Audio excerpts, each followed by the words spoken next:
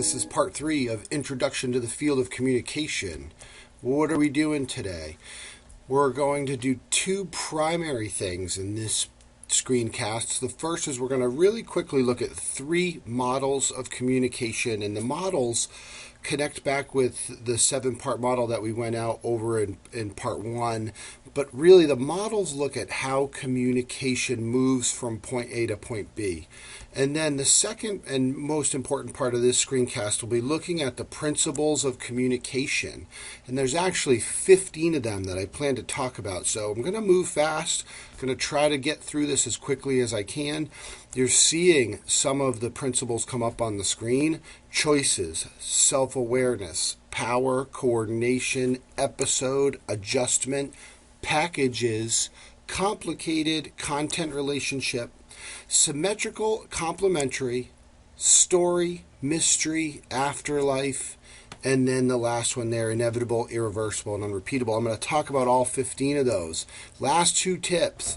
Take 2 column notes. If you haven't learned 2 column notes yet, I encourage you. You want extra credit from me, you want bonus points, you want to be in my good graces, come with me to learn 2 column notes and take a lot of notes. The single most important factor in judging a college student's success is their note-taking ability. Think about that. And then lastly, don't forget to tweet. So we can use our hashtag, certainly include my Twitter handle, and then you've got LC Sharks, Landmark College, and then communication, or be creative and think about things that you want to hashtag in your tweets. Let's talk about the 3 views of communication. The first one is in this upper portion of the diagram, and that is the linear view. What you're seeing in the linear view is how the communication moves in one direction. It goes from the speaker to the listener, speaker, listener, but it only goes one way. For most of the history of time and communication, this is how communication moved. It went one way. It went from the people with power to the people without power. And the communication really didn't come back in any way. You could also look at this screencast as linear. It's being casted out to you one way, and there's no feedback at all that's happening in this screencast, which makes it actually kind of difficult. The next model, the interactional view. This is fairly common nowadays, where you see asynchronous communication. The speaker sends out a message, it goes to the listener then becomes the speaker and sends it back in a compartmentalized way. And so email would be a good example of this.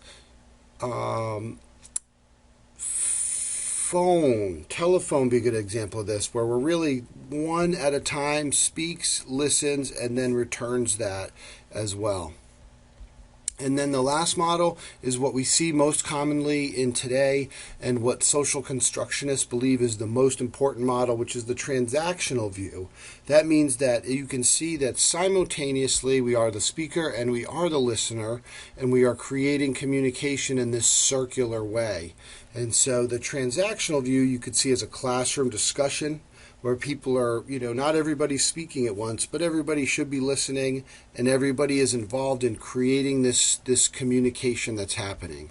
These are the 3 models that you see. You can think about how they apply in different contexts, but they really have to do with power and how power is seen within communication in terms of how the communication moves.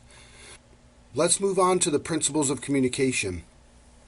The first thing you should realize about all communication is about choices. We literally make choices in terms of how we decide we're going to communicate. This should be a refreshing principle for all of us, because we can actually choose the path that we want to go on to get our message out to others. And so remember that it always comes back to choices that you make. Within these choices, we have what are called bifurcation moments. Bifurcation moments are actually the critical moments within our conversations where we make important choices that send the conversation one way or another. And you can look at it like the conversation going really good or the conversation not going really good. Good communicators recognize these bifurcation moments and make positive choices to send the communication going in the positive direction. This is about self-awareness. All good communication starts with self-awareness. How aware are you about how you communicate? And remember that good communication starts with being self-aware, and how you're doing it. All communication involves power. Every act of communication, power is always present. Right now, I'm speaking, I have the power, but you know what? You have the power to shut me off, or to interrupt, or to try to say something better than, one-up me. When we get into messages, we'll talk about how people one-up or one-down or one-even with their messages in return. But in any act of communication, there's always power present. Can you recognize it? And, in terms of power, it's also about what do you do with the power? How do you utilize it? Communication is punctuated by episodes. This is how we look at communication in terms of time and context, and we call them episodes. So episodes are connected with time, but not in any specific way. You could punctuate a class as an episode or a specific interaction, but it's always good to punctuate them in terms of when it began, when did it end, and we call those episodes. Communication is an ongoing process of coordination and adjustment. Coordination is a big word used in communication transactions, and it has to do with being on the same page as someone else. It has to do with chemistry. It has to do with flow. How coordinated are we? When we think of coordination, you might think of my athleticism or agility, but in the same way, we think about it in terms of how coordinated am I with the other person, and if I'm not, am I able to adjust? And so that I can get coordinated so that our messages are aligned and we're making sense. Now, coordination doesn't necessarily mean we agree or we're getting along, but it does mean that we're making sense to each other and that our messages are getting through. With that said, another communication idea within coordination is called compensatory moments. Compensatory moments are known as the awkward moments in your communication. We all have them. And when they happen, they're referred to as compensatory moments. Just means we're not coordinated. It's slightly uncomfortable. I feel a little awkward. And again, those are referred to as compensatory moments. Communication is a package of signals. We're always looking at the verbal and the nonverbal. That's why we got to have our eyes up and we got to be looking around.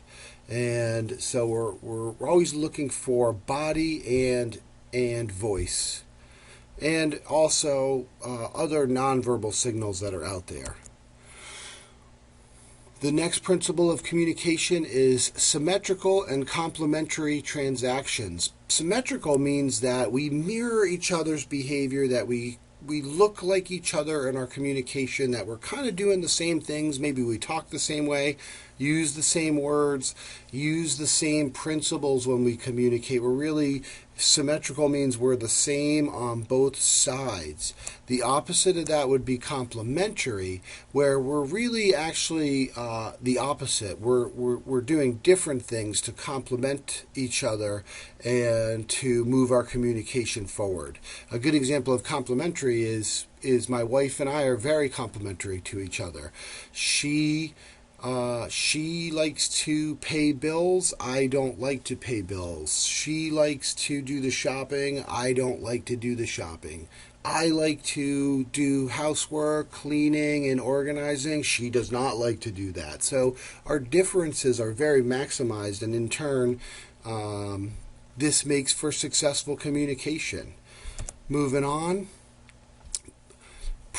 In every message, there is always content elements and relationship elements. With regards to content, you can always look at the content being spoken and what is the actual business at hand, what is the actual substance or business to the message. Just the same, you can always look at the relational elements within any message, and this does connect back with power. What are the roles within the people in the message? So right now it's professor, student, roommate, boyfriend, girlfriend. Those are all relational messages that are happening within the communication transaction. And so think about whenever you have a communication message, you can look at the content, the business, the substance, or the relationship messages. Moving on, and they're always there. Communication is complicated. This is an interesting principle because you're looking at not just what's on the surface, but communication is sort of like that onion that you can peel back. There's many layers. And the first element that I like to talk about is story. Within any active communication, there's always story, and good communicators are looking for story. You can look at past story, present story, or what story are you creating as a future story. But there's story that's not spoken, and you can really, good communicators dig at that. They are curious about that. They're thinking about the past story. They're thinking about what they're building now, and they're thinking about how this is going to live on as the future rolls forward. Communication, there's always the element of mystery. Mystery is ever present in all communication because we don't know people's story. We don't know what others are thinking. And, we have to become comfortable with ambiguity in all acts of communication and understand that there's mystery in communication because we just don't always know what's going on. And growing comfortable with that, and also recognizing how to deal with that, how to deal with mystery, and really try to work your communication so you're getting on the same page. And, in terms of mystery, there's always more than one meaning in any message. There's always more meaning, and there's always hidden meaning in all messages. I love this principle, and it says that communication has afterlife, that the communication that we have will live on long after the actual message has been sent in real time. We think about our messages after the fact. They have impact on us. We think we remember messages that people send, whether they're good or bad. Psychologists talk about the negative brain bias, which means that we tend to remember the negative more so, and it kind of lives on with us and it sticks with us. But we can also use this as a positive in terms of, well, let's remember the good times we had with someone and what we talked about. And people always live on in our hearts and in our minds long after we've communicated with them. The next principle is the last one, and there's 3 parts to it, and the first is inevitable. You cannot not communicate. It's always there, and it's ever present, and you can't shut it off, and you can't get away from it. It will always be there. The second principle here is irreversible. You cannot take it back. Once you say it, we've all had that moment where it's like, oh, I wish I didn't say that. I'm sorry. But we can't reverse it. We can apologize, but we can't ever take it back. The third is unrepeatable. You can never have the same action twice, the same type of communication. It's like that second date that doesn't go as well as the first one. It was great the first time, but why couldn't we repeat it the second time? And that's because context changes, time changes, we grow. Many things change. Even though you might be in the exact same setup as you were before, you can never repeat the same exact communication twice. What did we cover today? Well done. We went over the 3 models: linear, transactional, and interactional. And we also went over these 15 principles of communication. And so you're seeing them here. Again, you can think about them, reflect on your notes. Hopefully you got your 3 tweets out. And last thing is now I'm going to give you some case studies, and you're going to see how many principles you can apply to each of the case studies. I want to see you use a wide variety of case studies. And so, great job. And that concludes part 3 of the Introduction to the Field. Well done.